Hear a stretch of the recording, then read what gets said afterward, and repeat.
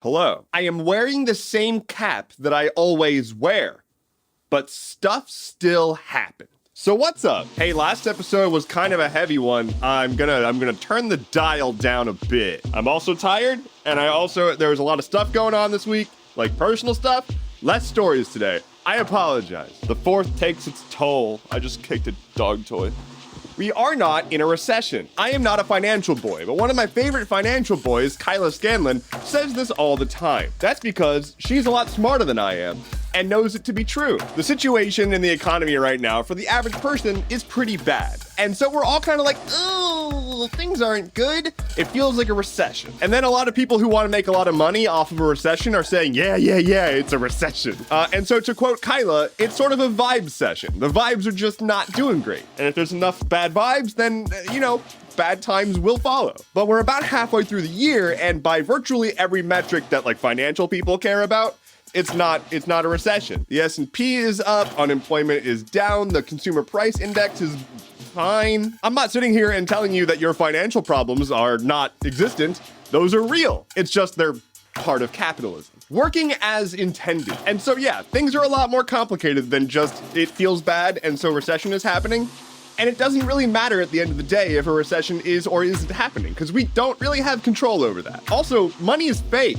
But enough about money. Let's talk about porn. If you live in Mississippi, Virginia, or Utah, your state has passed legislation that requires porn sites to verify who you are and that you are at least 18. This is because the state wants to know what you're into. They claim it's to stop the children from seeing the sex. What a concept. Can you imagine? Can you imagine? Imagine with me, if you will, dear viewer, a world in which a teenager has seen a naked. The horror is immeasurable. It's never happened in the history of video games. I'm joking. The porn industry doesn't depict the world's most healthy depiction of sex ever.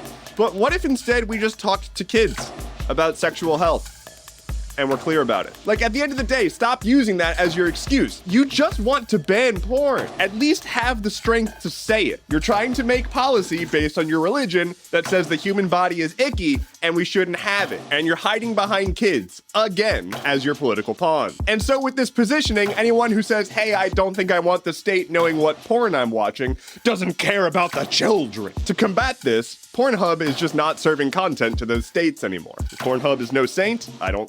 They're not great, but this is what happens. Anyway, use a VPN. Speaking of tech companies, Pornhub is a tech company. Meta versus Twitter is happening. Apologies in advance. I'm gonna go way too deep into this. So Twitter is melting down from the inside, right? It's more like Elon just kind of taking a big old dookie on Twitter. And that's fine. Good. Bye, Twitter. That's fine. But now Meta is planning to launch, tomorrow, a new app called Threads.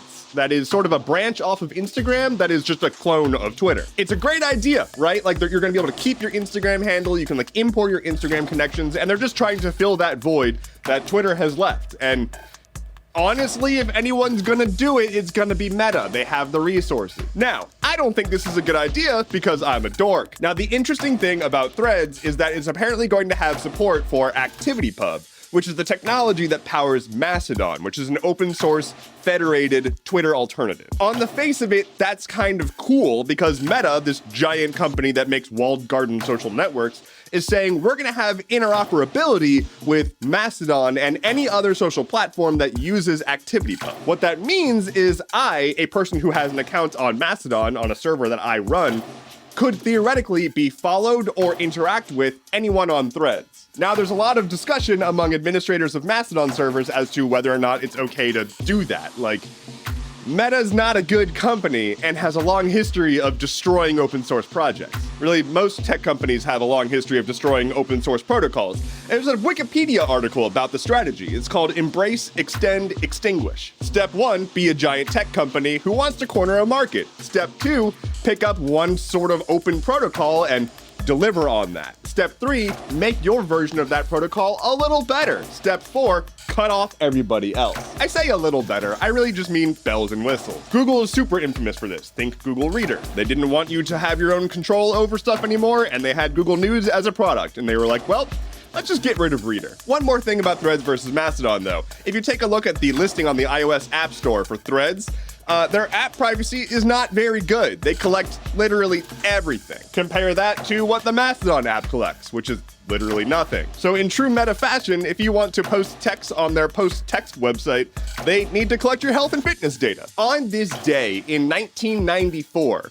Jeff Bezos founded Amazon. Who would have thought that not 20 years later, Amazon would become the world's foremost producer of piss bottles thrown out the window by overworked delivery drivers? Lightning round. We're not 100% certain, but yesterday might have been the hottest day in recorded human history. You can now kind of see some tweets if you go to Twitter directly, but not all of them, and it's still kind of broken. There's also no timeline on the removal of the limitation on how many tweets you can read as a user. And finally for today, they found cocaine at the White House, and they're investigating it.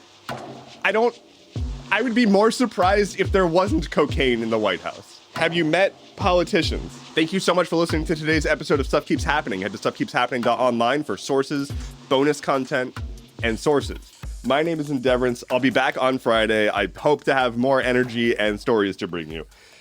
Take care and be well.